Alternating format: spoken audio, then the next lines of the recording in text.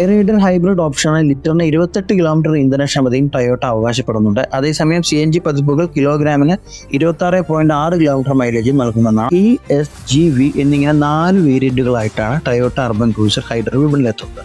വലിയൊരു വണ്ടി വീട്ടിലേക്ക് എടുത്താലോ എന്ന് ആലോചിക്കുമ്പോഴേ മനസ്സിലേക്ക് ഓടിയെത്തുന്ന പേരാണ് ടൊയോട്ട ഇന്നോവയുടേത്.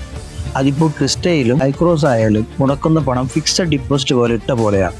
എന്തെങ്കിലും കൊടുക്കണമെന്ന് വിചാരിച്ചാൽ അധിക നഷ്ടമൊന്നും കൂടാതെ പണം വാരാമെന്നതും ഇവയുടെ പ്രത്യേകതയാണ്. റീസെയിൽ വാല്യൂവിന്റെ കാര്യത്തിൽ ടൊയോട്ട പുലികളാണെന്ന് നമുക്കറിയാലോ. സെഗ്മെന്റിലെ ഇന്നോവയാവാൻ ജാപ്പനീസ് ബ്രാൻഡ് കൊണ്ടുവന്ന മോഡലാണ് അർബൻ ക്രൂയിസർ ഹൈറൈഡർ. ഈ സെഗ്മെന്റിലെ കൊറിയർ ആധിപത്യം തകർക്കാനായിരുന്നു ടൊയോട്ടയുടെ പദ്ധതി. അതിനായി കാത്തുവച്ചത് സ്ട്രോങ് ഹൈബ്രിഡ് എന്ന സാങ്കേതിക വിദ്യയായിരുന്നു. സംഗതി എന്തായാലും ഹിറ്റായതോടെ ജാപ്പനീസ് വാഹന നിർമ്മാതാക്കൾ പണം വാരാൻ തുടങ്ങിയെന്നാണ് കേൾക്കപ്പെടുന്നത്.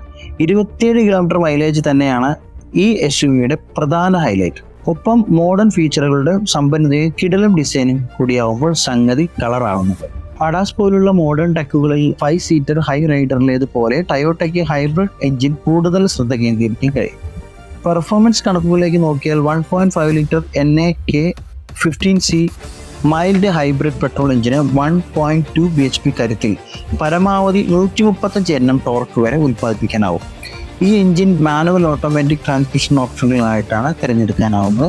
ഇലക്ട്രിക് മോട്ടോറുമായി ജോഡിയായ strong hybrid 1.5 litre petrol engine പരമാവധി 116 bhp കരുത്തിൽ 141 Nm ടോർക്ക് വരെ വികസിപ്പിക്കാൻ ശേഷിയുള്ളതാണ്.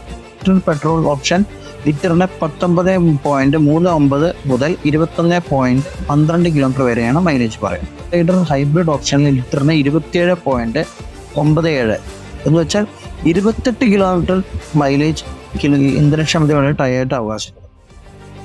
അതേസമയം CNG പതിപ്പുകൾ കിലോഗ്രാമിന് 26.6 കിലോമീറ്റർ മൈലേജ് നൽകുമെന്നാണ് അവകാശപ്പെടുന്നത്. ആഭ്യന്തര വിപണിയിൽ ഈ മിഡ് സൈസ് SUVക്ക് 11.14 ലക്ഷം രൂപ മുതൽ 20.19 ലക്ഷം രൂപ വരെയാണ് എക്സ്ഷോറൂം വില വരുന്നത്. ഇതിൽ നിന്നും ചെറിയ വ്യത്യാസമായിരിക്കും വരാനിരിക്കുന്ന 7 സീറ്ററിനുണ്ടാവുക.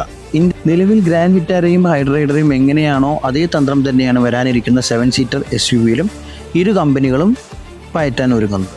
ഇന്ത്യൻ വിപണിയിൽ എത്തുമ്പോൾ MG Hector plus, Tata Safari, Citroen C3 Aircross 7 seater, Hyundai Alcazar എന്നിവയുമായി ടൊയോട്ട ഹൈറൈഡ് 3 വരെ പതിപ്പ് വരാൻ നിൽക്കേണ്ടി വരിക. സെഗ്മെന്റിലെ ഹൈബ്രിഡ് ഓപ്ഷൻ ലഭിക്കുന്ന വിൽപ്പന പിടിക്കാൻ സഹായിക്കുമെന്നാണ് കരുതപ്പെടുന്നത്.